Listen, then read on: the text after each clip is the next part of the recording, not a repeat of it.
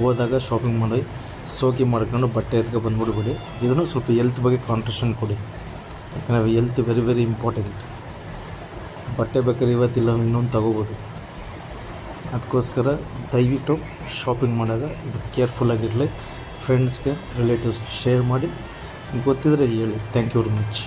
ಅಲ್ಲಿ fan AC use ಮಾಡಲ್ಲ, ಅವ್ರಿಗೆ ಗೊತ್ತಿಲ್ಲ, ನೀವು ಹೇಳ್ಕೊಡಿ. ಓಕೆ, ಯಾಕಂದರೆ ನೀವು ಹೇಳ್ಕೊಡಿ, ಹೆಲ್ತ್ ಅವ್ರಿಗೂ ಗೊತ್ತಾಗಬೇಕಿದ್ನಿ ಅಂತ. ಅದು ಅವ್ರಿಗೋಸ್ಕರ ಹಾಕಿಲ್ಲ, ಕಸ್ಟಮರ್ಗೋಸ್ಕರ ಹಾಕಿರೋದು. ನೋಡಿ, ಬೇರೆಯವ್ರ ಬೆವ್ರ ಸ್ಮೆಲ್ಲಲ್ಲಿ ಅವ್ರಿಗೇನೋ ಹೆಲ್ತ್ ಇಶ್ಯೂಸ್, ಏನೋ ಒಂದು ಅಲರ್ಜಿ ಆಗಿರ್ಬೋದು ಮೈಯಲ್ಲಿ, ಅವ್ರು ಹಾಕಿ ಮಡಗಿರ್ತಾರೆ. ನೀವು ತಿರ್ಗಿ ಅದನ್ನೇ ಅದೇ ಬೆವರಲ್ಲಿ ಹೋಗಿ ಹಾಕುತ್ತೀರ, ಅದು ಅಂಟುರೋಗೋ ಥರ ಅಂಟ್ಕೊಳುತ್ತೆ. ಓಕೆನಾ? ಅದಕ್ಕೋಸ್ಕರ ನೀವು ಶಾಪಿಂಗ್ ಮಾಲ್ಗೆ ಎಲ್ಲೋ ಹೋದಾಗ ಅದನ್ನ ಅಂಗಡಿಯಲ್ಲಿ ಮಾಲೀಕರಿಗೆ ಇಲ್ಲ ಮ್ಯಾನೇಜರ್ಗೆ ಅಲ್ಲಿ ವರ್ಕರ್ಸ್ಗಳಿಗೆ ಹೇಳಿ ಯೂಸ್ ಮಾಡಿ. ನಮ್ಮ ಹೆಲ್ತು ಕೆಡೋದ್ರೆ ವೇರ್ ಮಾಡೋಕ್ಕೆ ಹೋಗ್ಬಿಡಿ.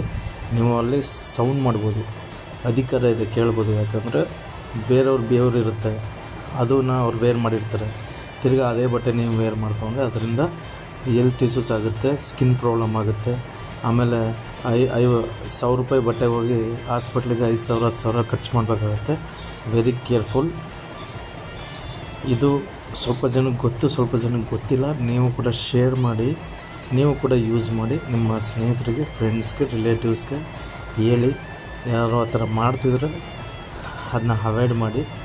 ನೀವು ವೇರ್ ಮಾಡೋಕ್ಕೂ ಮುಂಚೆ AC ಇದೆಯಾ ಒಳಗೆ. ಡಿಯರ್ ಫ್ರೆಂಡ್ಸ್, ನೀವು ಇವಾಗ ಒಂದು ಇಂಪಾರ್ಟೆಂಟ್ ಆಗಿರೋ ವಿಷಯ ಹೇಳ್ತೀನಿ. ನೀವು ಶಾಪಿಂಗ್ ನೀವು ಮಾಡೋಕ್ಕೆ ಹೋದಾಗ ಎಲ್ಲೇ ಹೋಗಿ ಶಾಪಿಂಗ್ಗೆ ನೀವು ಡ್ರೆಸ್ನ ಹೋಗಿ ವೇರ್ ಮಾಡ್ತೀರಾ, ಟ್ರಯಲ್ ನೋಡ್ತೀರಾ, ಅದನ್ನ ಫಸ್ಟು ನೋಡೋಣ ಸ್ವಲ್ಪ ಕಡಿಮೆ ಮಾಡಿ. ಆಮೇಲೆ ನೀವು ತೊಗೊಂಡು ಬಂದ ತಕ್ಷಣ ಮನೇಲಿ ವಾಶ್ ಮಾಡಾಕೊಳ್ಳಿ. ಯಾಕಂದರೆ ಸುಮಾರು ಜನ ಯಾರಿಗೋ ಒಬ್ಬರಿಗೆ ಹೆಲ್ತ್ ಪ್ರಾಬ್ಲಮ್ ಇರುತ್ತೆ, ಮೈಯಲ್ಲಿ ಪ್ರಾಬ್ಲಮ್ ಇರುತ್ತೆ, ಸ್ಕಿನ್ ಪ್ರಾಬ್ಲಮ್ ಇರುತ್ತೆ, ಏನೋ ಒಂದು ಕಜ್ಜಿ ಇರುತ್ತೆ ಅಂತ ತಿಳ್ಕೊಳ್ಳಿ, ಅಲರ್ಜಿ ಇರುತ್ತೆ ಅಂತ ತಿಳ್ಕೊಳ್ಳಿ. ಅವ್ರು ಬೇವರು ಬಂದು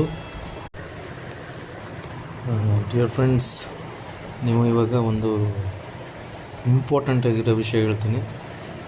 ನೀವು ಶಾಪಿಂಗ್ ನೀವು ಮಾಡೋಕ್ಕೆ ಹೋದಾಗ ಎಲ್ಲೇ ಹೋಗಿ ಶಾಪಿಂಗ್ಗೆ ನೀವು ಡ್ರೆಸ್ನ ಹೋಗಿ ವೇರ್ ಮಾಡ್ತೀರಾ, ಟ್ರಯಲ್ ನೋಡ್ತೀರಾ, ಅದನ್ನ ಫಸ್ಟು ನೋಡೋಣ ಸ್ವಲ್ಪ ಕಡಿಮೆ ಮಾಡಿ. ಆಮೇಲೆ ನೀವು ತೊಗೊಂಡು ಬಂದ ತಕ್ಷಣ ಮನೇಲಿ ವಾಶ್ ಮಾಡಾಕೊಳ್ಳಿ. ಯಾಕಂದರೆ ಸುಮಾರು ಜನ ಯಾರಿಗೋ ಒಬ್ಬರಿಗೆ ಹೆಲ್ತ್ ಪ್ರಾಬ್ಲಮ್ ಇರುತ್ತೆ, ಮೈಯಲ್ಲಿ ಪ್ರಾಬ್ಲಮ್ ಇರುತ್ತೆ, ಸ್ಕಿನ್ ಪ್ರಾಬ್ಲಮ್ ಇರುತ್ತೆ, ಏನೋ ಒಂದು ಕಜ್ಜಿ ಇರುತ್ತೆ ಅಂತ ತಿಳ್ಕೊಳ್ಳಿ, ಅಲರ್ಜಿ ಇರುತ್ತೆ ಅಂತ ತಿಳ್ಕೊಳ್ಳಿ. ಅವ್ರು ಬೇವರು ಬಂದು